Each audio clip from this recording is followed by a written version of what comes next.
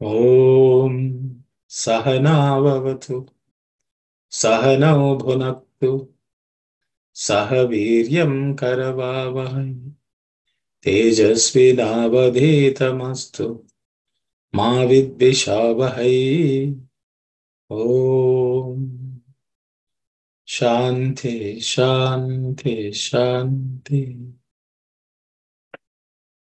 Sairam everyone.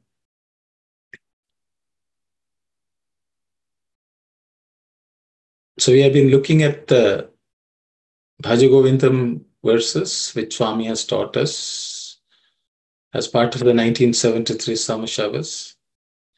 So far we have covered 5 verses which Swami had, in the order in which Swami had covered them. Today we are going to look at the 6th verse, which Swami had spoken on. It is the 8th verse in the general order in which Bhaja Govindam is presented. It's the 8th verse, but that's the 6th verse we are studying today. So we'll go into the verse.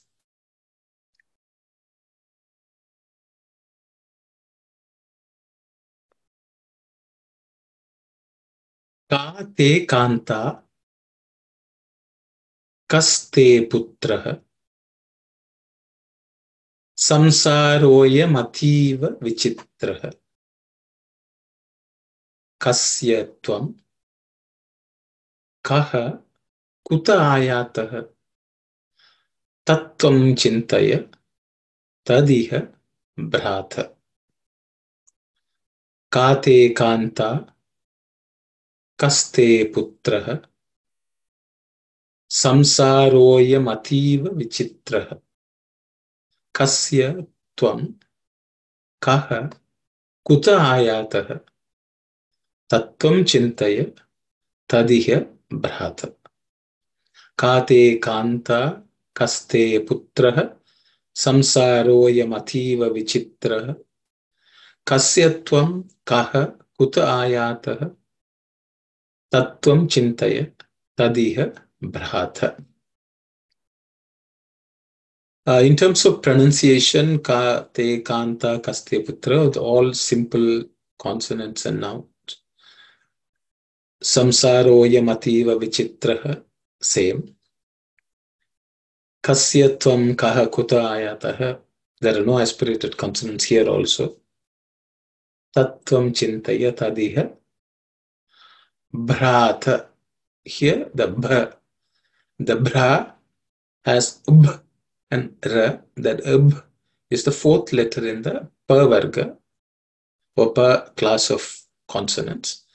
The 4th one has to be aspirated. So it's bha, okay? Bhrataha. So that's the only aspirated consonant in this verse. Otherwise, it should be simple for us to learn and chant. Okay, we will, let's look at the word split. Ka, te, there are no changes.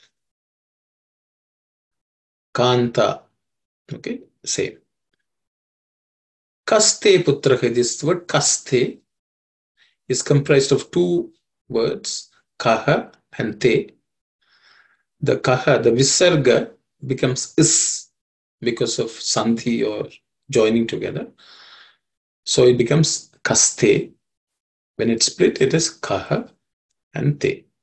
So the visarga after ka becomes is because of sandhi. In the next line, samsaroyam ativa. Okay, this samsaroyam ativa has 3 words. Samsaraha ayam ativa. Okay. Samsaraha, the visarga at the end of the word in the first word, samsaraha, becomes O. Okay. Because of sandhi, samsaro. Then this becomes silent. So, it is denoted by this S mark, something like an S, which is called avagraha, which indicates there's an A which is silent. Okay. Samsaraha ayam becomes samsaroyam. Okay. Then plus A becomes ma. So ayam ativa. Ayam ativa becomes ayam ativa. Plus A becomes ma. When three put together, it's samsaroyam ativa becomes the word. Then vichitraha, no change. Kasya tvam kaha kutaha. Kaha, no change. This kutaha, this visarga, kuta, the ha which comes after the visarga, gets dropped. So it becomes kutaha ayata, becomes kuta ayata. Okay, so that's because of sandhi, the visarga gets dropped. Tattvam chintaya, no change. Tattvam chintaya, no change. Tadiha. Here, this tadiha is made of two words, tat and iha. This it becomes id, okay, because of sandhi, and that id plus e becomes di. So tat iha becomes tadiha. Okay. There are many other words which would have come as like chit anandam becomes chidanandam. Okay, things like that. Sat plus anandam becomes sadanandam. It can become id and join the vowel next to it. That's how that sandhi works. So tat plus iha becomes tadiha. So that's in terms of sandhi. So now we have split out all the words individually. Let's look at the meaning.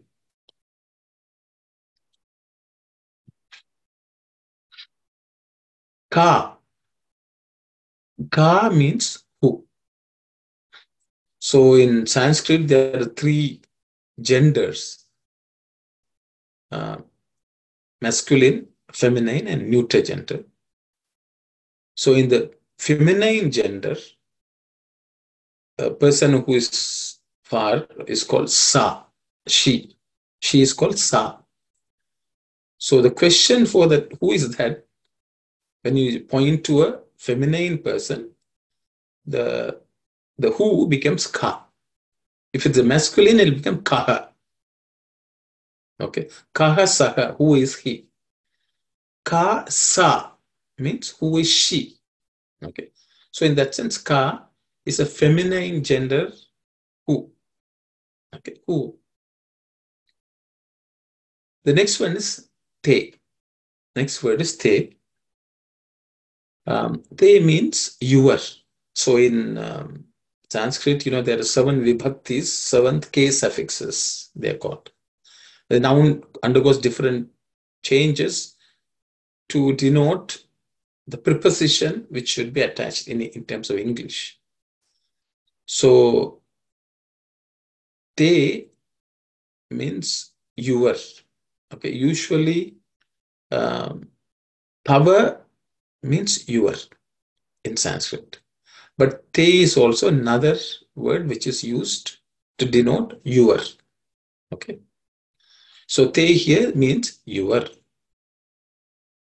Okay. Kanta. Kanta is wife.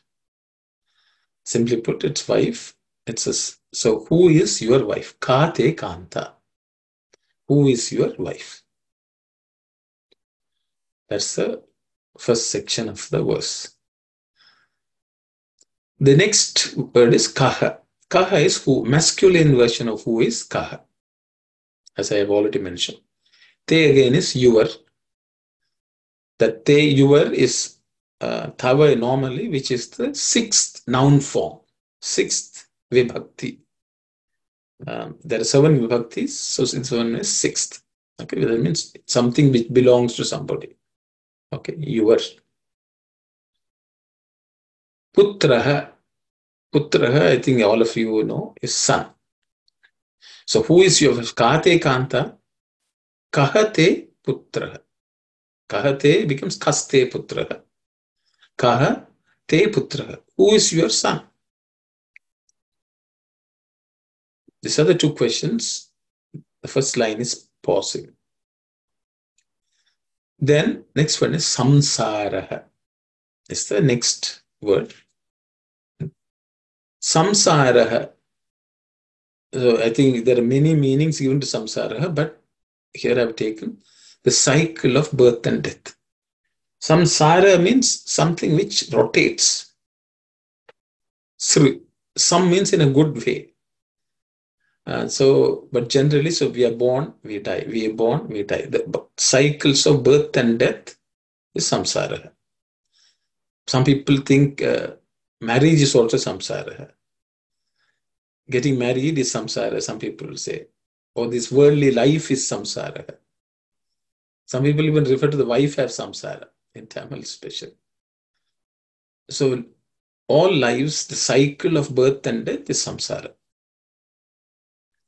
So this act of being born, getting married, having children, dying, then again being born, this is the belief in Hindu dharma or Sanatana dharma. So this cycle of birth continues. Okay, I am this. I am means this. In Sanskrit, there are 3 words which denote this, that. In English, you have only this and that. But in Sanskrit, there are 3 words. One is idam, I am. Idam means when you point something close, very close. I am means you point to something little further. Tat means that. Idam, I am, tat. Okay. Actually, these 3 words are used in even Upanishads, and there is words which I am Atma Brahma. This is one of the Mahavakyas. I think we have covered that long time ago. I don't know if you all remember. I am Atma Brahma. That this Atma is Brahma. Tat Tvamasi. That you are. Okay. Vasudeva Sarvam Idam. That's also some used sometimes. Idam means this. Okay, this. I am that. In English there is no. So there are 3 levels of pointing to things. So I am is that this. Little further, but not too far. So I am. Samsara, this, so you are looking around. So you are not pointing to some things. Everything around you is samsara. The samsara, whatever you see is actually what is happening to us as well as what is happening to others. And what happens in this world is a cycle.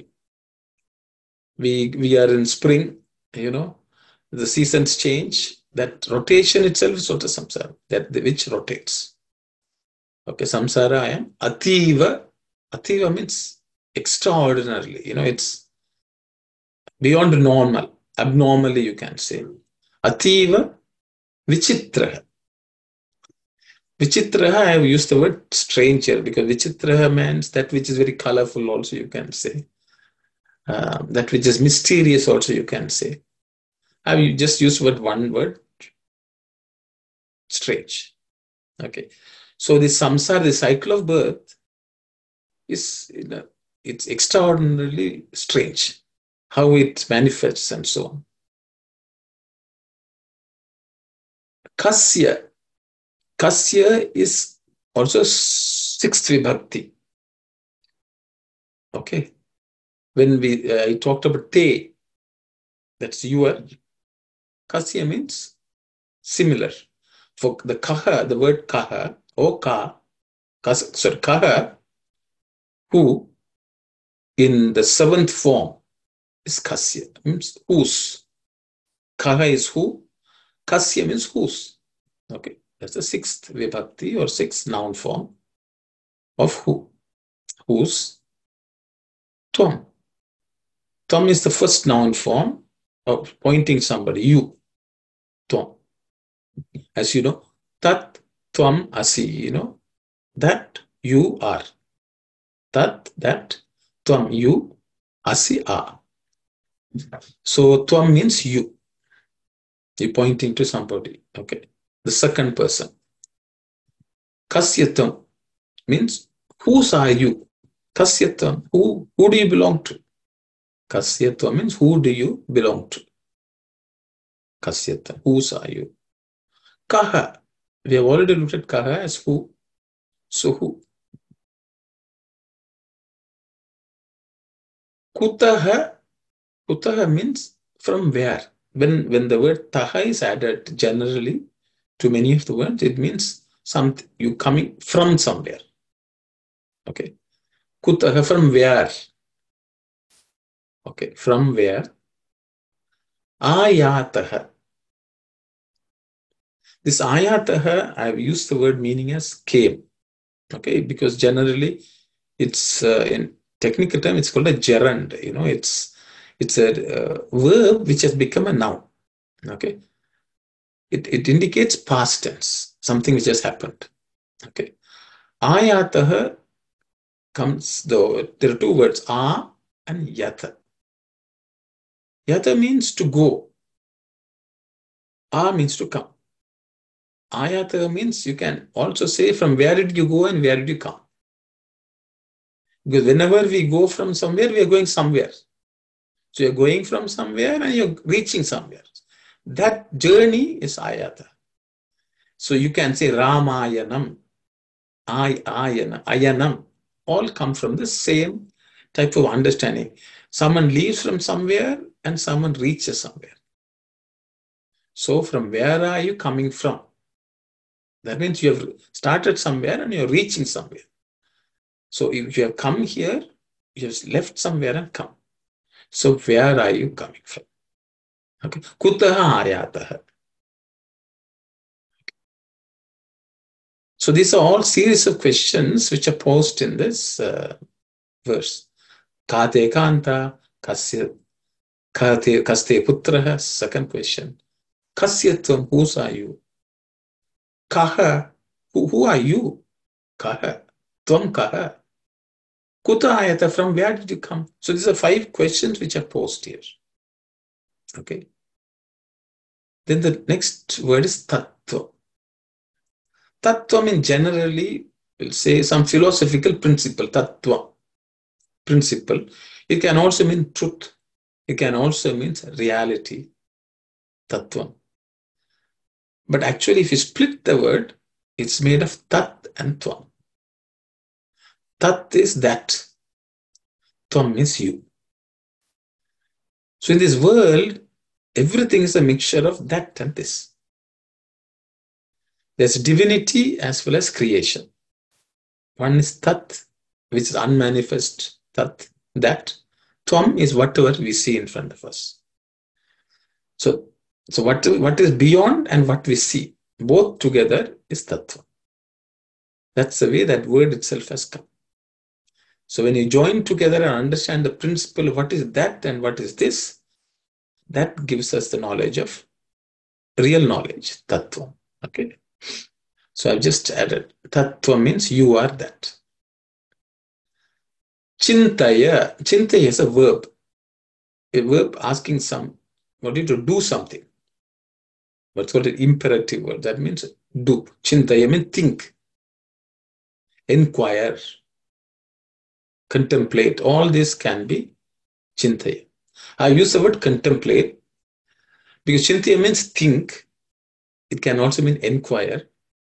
So I use the word contemplate because contemplate means you think and inquire, think about it, meditate. All this can be chintaya. So meditate on the truth. Contemplate on the truth. Inquire into the truth of the answer to all these questions. Tattvam chintaya. Then tat iha. Tat means that. So all this, iha means in this world, while you are here. Iha means here, in this world. I don't know, you may have heard the word Iha para. Iha means here, para means there, when we leave the world. So when we are alive here, we should contemplate on this truth, tat. Bhrata. So bhrata means you are addressing someone. Okay, you are addressing a brother. Brother is bhrata. Okay.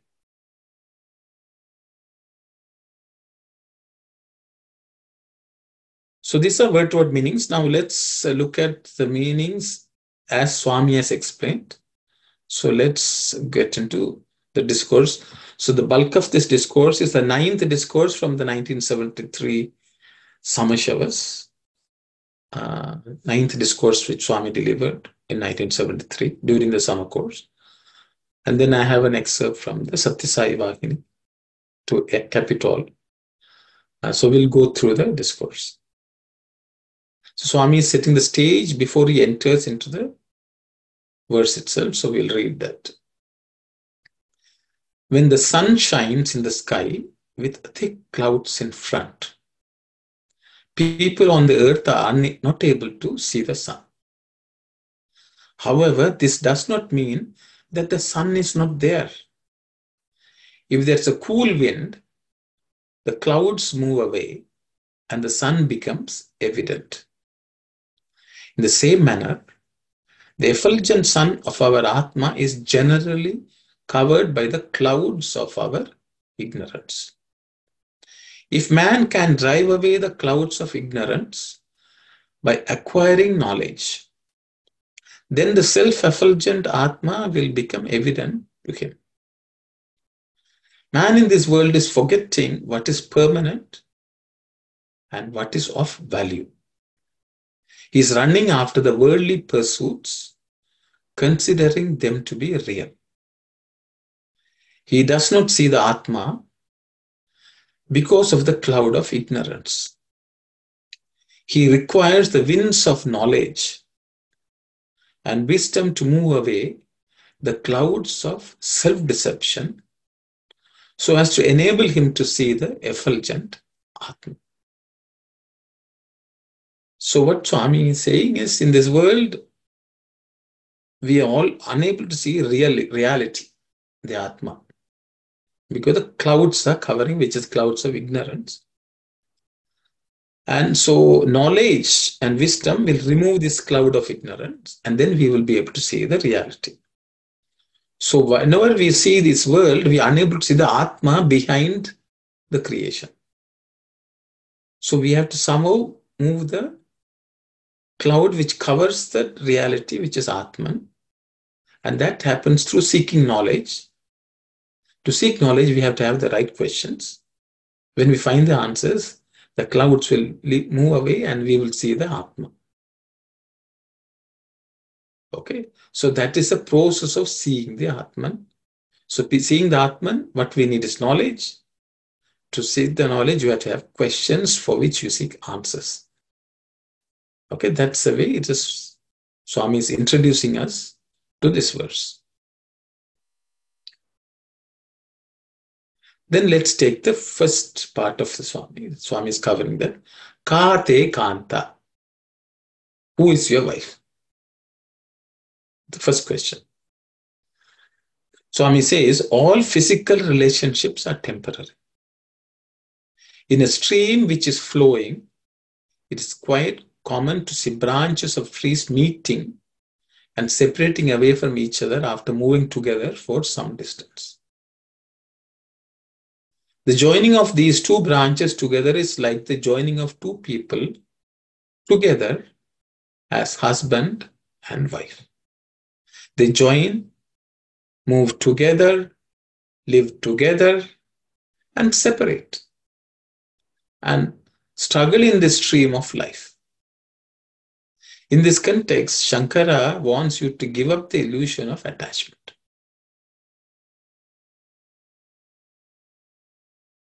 So we will go to the next section of Swami's. Kahate putraha. Who is your son? That's the second question in the first line. The next question is, who is your son? This son of yours has come as your son as a result of something which you or he may have done during his or your past birth. It is only to redeem some debt between you both that he has come as your son in this life.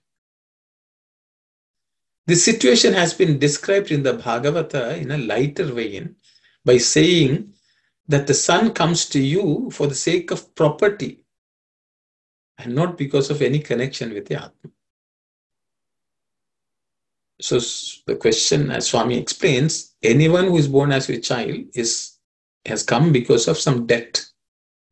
Whether you owe them that something or that person owes you something. And that is the only connection which brings somebody as a son or daughter.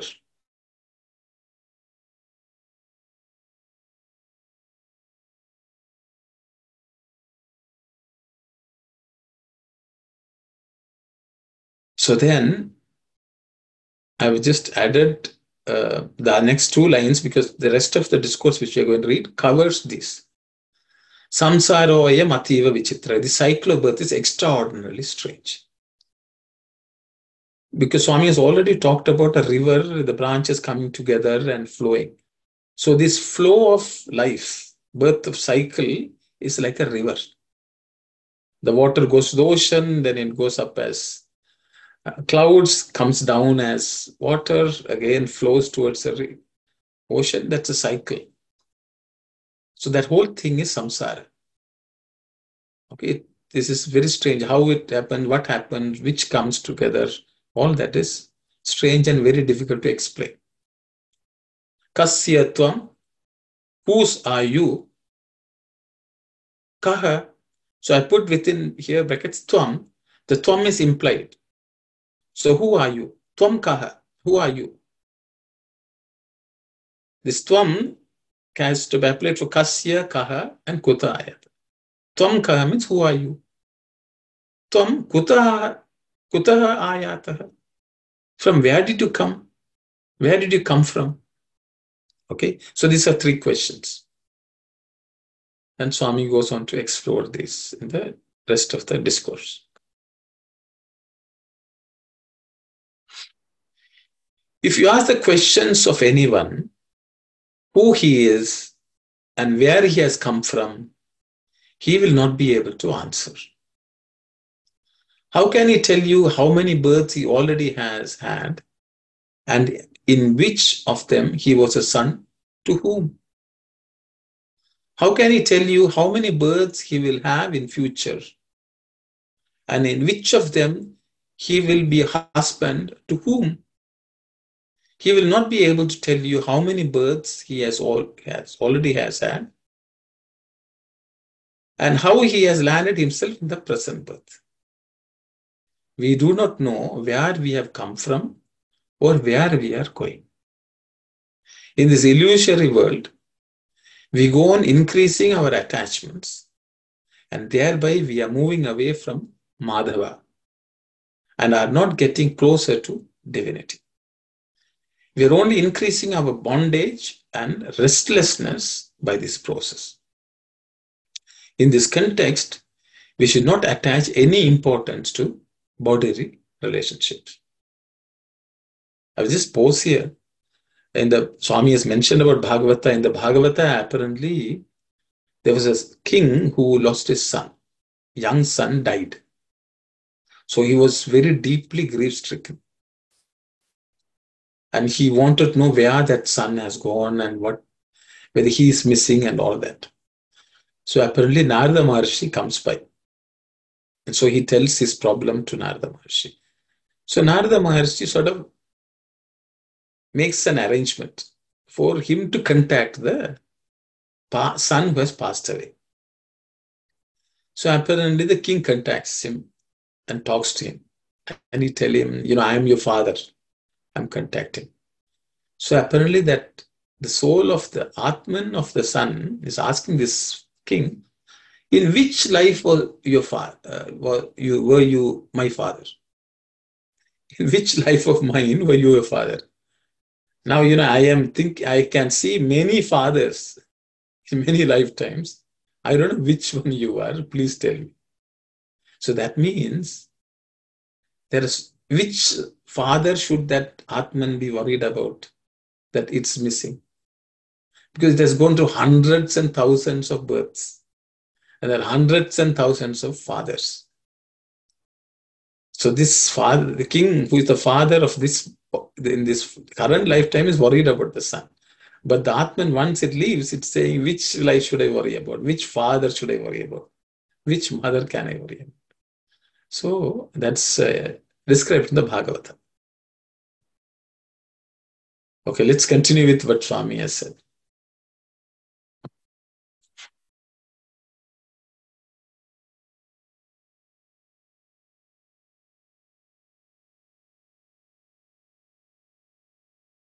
The body is made up of 5 elements and is certain to fall. There's no indication of the body telling you when it was born and when it will die. Do not be misled by the illusory world. Realize the permanent Atma. There's a small story for this. One day, the Yuvaraja or prince of a kingdom was moving about in a forest. He was tired and felt thirsty and was searching for water. He reached an ashram. The inmates of the ashram were attracted by the appearance of the prince, took him inside and gave him fruit to eat, water to drink, and asked him to rest. The prince did not agree to take rest, but wanted to see the elders who lived in the ashram. They then took him straight to the head of the ashram, who was a saint. The head of the ashram asked the young man who he was. He replied that he came from the kingdom of Jitendriya and that his name was Prince Jitendriya.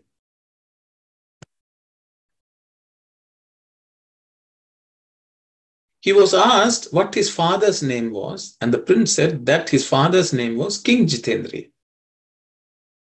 He was then asked how the people in the kingdom were, and the prince replied that all the people are Jitendriyas, and they always enjoy bliss and happiness.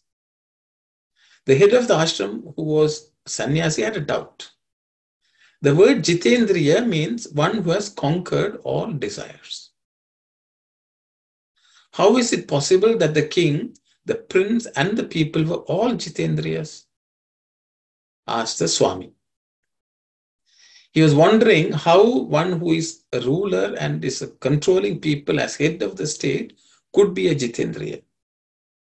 He wanted to verify it personally. He obtained the details of the way of reaching the kingdom and proceeded there. After asking the prince to stay in the ashram, the Swami asked the prince to give him the princely robes and himself wear the yellow robe symbolic of a sannyas. So I'll just pause here. The word Jitendriya means, Jita means a victor, one who has won over. Indriya means, all of you know, their senses. So one who has mastered, won over, who is victorious over the Indriyas is Jitendriya. Okay, who is above the senses is Jitendriya. So sensory desires. So one is beyond the sensory desires, Jitendriya. We'll continue Swami's discourse.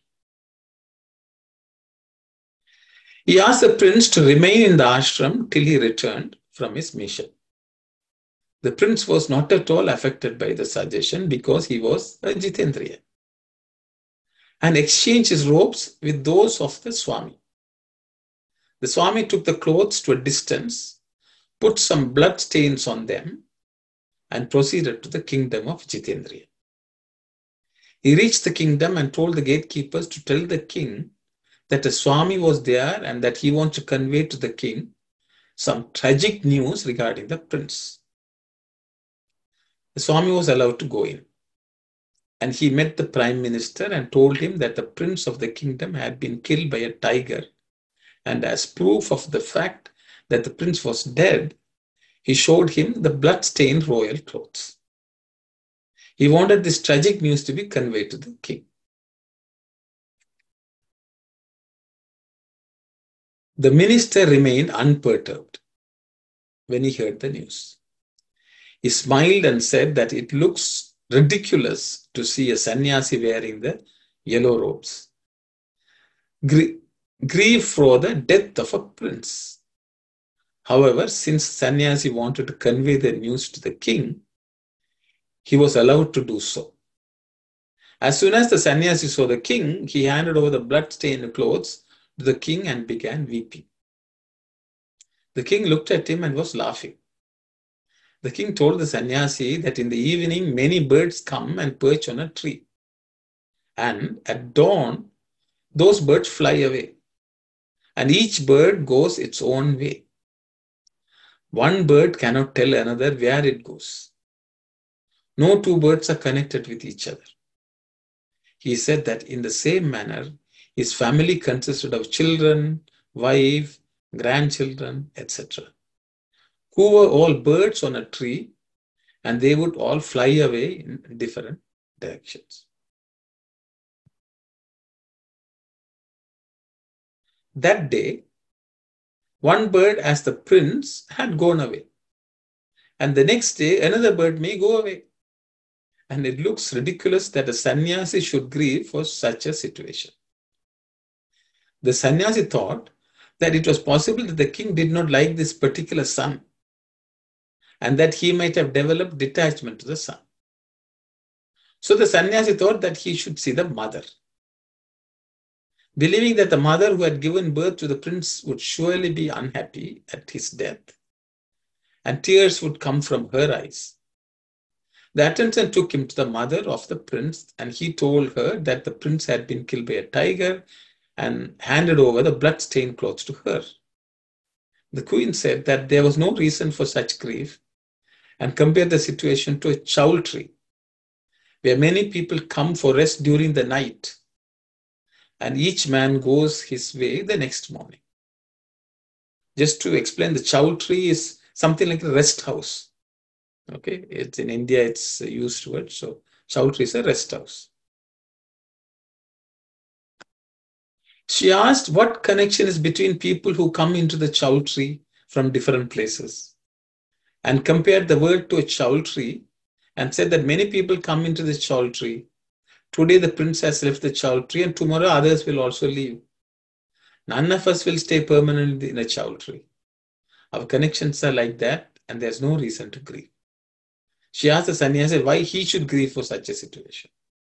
In his illusion, the sannyasi thought that the mother might be a stepmother, and therefore she did not have affection, so he wanted to meet the wife of the prince and give her the news. He thought that being a Sumangali, the wife of the prince, she will surely grieve over the situation. He went to the wife of the prince and told her that the prince had died and that she would have to live as a widow thenceforth. Saying this, he cried loudly. The prince's wife laughed. She told the sannyasi that this world can be compared to a forest where there are many trees. The trees dry up and the branches fall into a river. Similarly, some more branches come from another forest, and these branches meet in the river. She said that husband and wife are like such branches coming from different families or different forests, and that meeting temporarily in a river. The river is the river of life. Although the branches are different, the river in which they join is the same.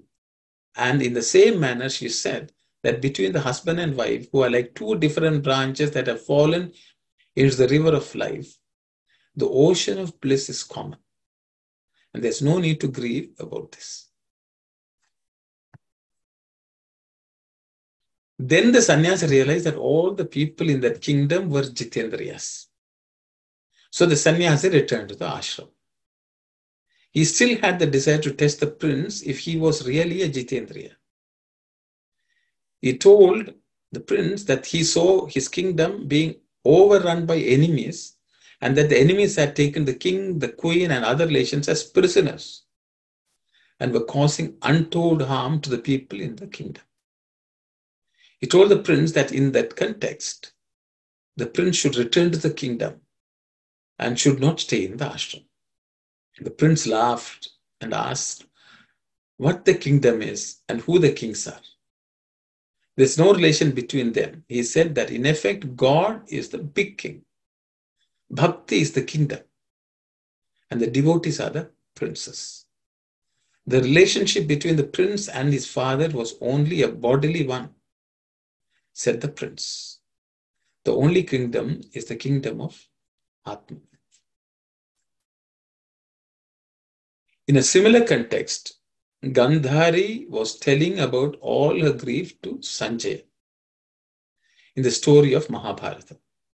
She said that amongst the Kauravas, Ashwatthama, Kripacharya, and Kripana were the only 3 people alive. Amongst the Pandavas, the 5 Pandavas, Krishna, and another brother of his were alive. She expressed grief that there were 7 people alive on the side of Pandavas, while on their side, there were only 3 people alive. There were altogether 10 people alive, while so many persons had been sacrificed in the war for the sake of these 10 people. Sanjaya gave a very significant reply to this question. The name Sanjaya signifies one who has completely controlled all his senses. Sanjaya told Gandhari that there is some significance to the fact that there are 10 persons left after the war. God wants to proclaim to the world the meaning of all our existence and of the number 10. To the right of the integer 1, there is a 0 in the number 10. 0 represents the world and the integer 1 stands for God. Without the 1, the 0 has no value. That is, without God, the world is meaningless. The world which is false, transient, and impermanent will amount to nothing if it is not associated with God. The earth on which we live is spherical. The sun which gives us light and the moon which gives coolness are spherical. In fact, most things which we see around us in this world have a spherical shape. In that context, our own life has a spherical shape and is nothing more than a 0. By the side of the 0, we put the divine. If we put the divine, life will become meaningful. The seed contains a tree in it, and the tree carries the essence of the seed in it. This is a truth which has been coming to us from time immemorial. The purpose of this life is to realize the truth that the tree and the seed contain each other. All the rest is just illusion or Maya. This Maya has been described and defined by Shankara as that which does not exist. This does not seem reasonable. Shankara gave a beautiful example in answer to this. The big palaces which you see in your dream do not exist when you wake up and open your eyes. In the same manner, you see so many things while you are awake, and you experience many things through your senses, and when you sleep, these things do not exist. It means that one is a daydream and the other is a night dream. Both are dreams, and all the dreams are untrue. The purpose of our life is to search for the truth, if any, in what we see. Therefore, our bodily connection should not worry us and create special beliefs in us. We should only utilize them for doing the duty which we have to do. We should have no special attachment to the world. There's no mother, there's no father, There are no children. There's no wealth. There are no relations. Beware and awake. All that you suffer by birth, growth, and death is painful. Beware and awake. This is what Shankara had said. So long as you are alive, you should keep your body healthy, your mind and vision steady. You should enjoy the bliss of the Atma by this means. You should not weaken and neglect the body so as to require help from others and become dependent on them. Keep your body healthy so you can use it well. This life is like a boat. One side of the river is the material world. The other side of the river is the spiritual destination. Your life is like a river. With the boat of the body, you should cross the river. We should use the boat and reach destination before it develops a leak. If it develops a leak and deteriorates in midstream, there will be trouble and you cannot reach the destination. There's no danger even if the boat remains in water for any length of time. If water enters the boat, there is every danger. You should be in the family and there's no danger, but do not let the family enter you. If you do that, there is every danger. If you can spend your life in this manner, you will yourself be the supreme self. With the view to bring you to this path, Shankara has given you this particular verse in Bhaja Govindam by way of asking questions such as, who are you? Who is your wife? Where do you come? Where have you come from? Who are your relations? And so on. By asking such questions, he attempted to make you think and search for the right answers. This is almost the entire discourse which is available in Samashavas. I have another excerpt from Sathya Sai. I will just read that also, and then if there are questions. Because all these questions have been talked about, but tattvam chintaya tat iha bhrata.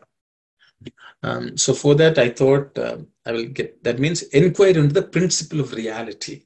Tattvam chintaya. That you are that. Tat. Tat is that. Tattvam is, I said, you are that. While in this world, brother, iha means in this world. Let's read the excerpt from Sathya Sai. The I begins when I am born. One believes. But did this I exist before birth? If it did, how can an existing thing be said to be born? Even if this objection is ignored, how did it exist and where? Was it disembodied apart from name and form? Was it beyond the pale of the senses? Doubts such as these pursue the seeker in waves. It has to be understood clearly that the I is not related or affixed to one object, thing, or being, to one name and form. Remember this. When you identify and recognize the I, or arrive at the true answer to the question, who am I? You have identified and recognized the entire cosmos and its mysteries. It may be asked what exactly the urgency is to understand the meaning of this I. When there is an infinite number of topics in the universe that call for study. One can well try to unravel the secrets of the cosmos, or attention may be paid to understand what is meant by the individual soul, Jivi, or by God, Deva. When such profound subjects as the universe, the individualized divine, the divine itself, subjects that are incomparably important, are clamoring for attention, why give them up and investigate the meaning of the expression used by common folk and children? This I, of what benefit can be people may ask. The expression is simple, of course, but its implications are infinite and fundamentally satisfying. This is why all great teachers exhort the seekers to know thyself. Inquire into yourself, since that alone can give you release. The scriptures also confirm this exhortation, that which when known, everything becomes known. Yad vijnanena sarvam vijnatam bhavati. The scriptures extol the importance and value of this inquiry and make it clear that inquiry into the Atma is essential. The assurance is that the Atma is you, yourself, as in the sacred axiom that thou art, tattvam asi.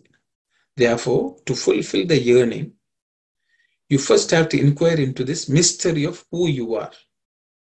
You can then realize that you are eternal, nitya, beyond the boundaries of time. The scriptures will help you cast away the ignorance, ajnana, the dark clouds of ignorance that now hide this truth from your awareness. Then you can delight at the experience of the awareness of your genuine nature. The awareness comes when the truth is revealed with the dawn of light.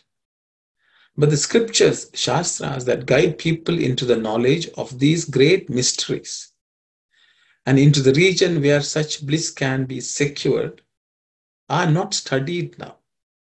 Instead, people pursue with blinkered eyes their own silly notions. How then can they attain the Atmic principle? How then can they reach the very embodiment of bliss, Ananda?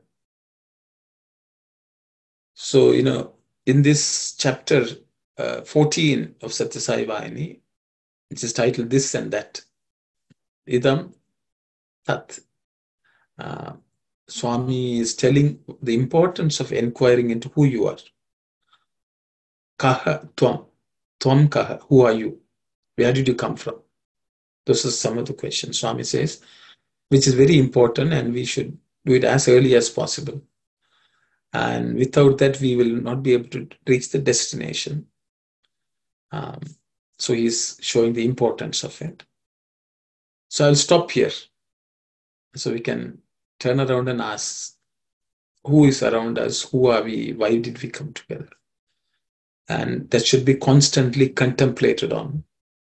That's what Shankara says, and Swami has repeatedly emphasized on it for all of us, so that we don't get attached to people, relations around us, and forget the Atman. Saira. I will stop here. If there are questions on what we have discussed, I will share any answers if I have them. Saira.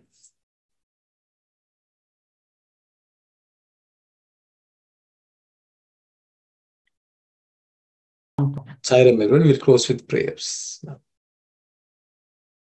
Om Samastaloka Sukhino Bhavantu. Samastaloka Sukhino Bhavantu.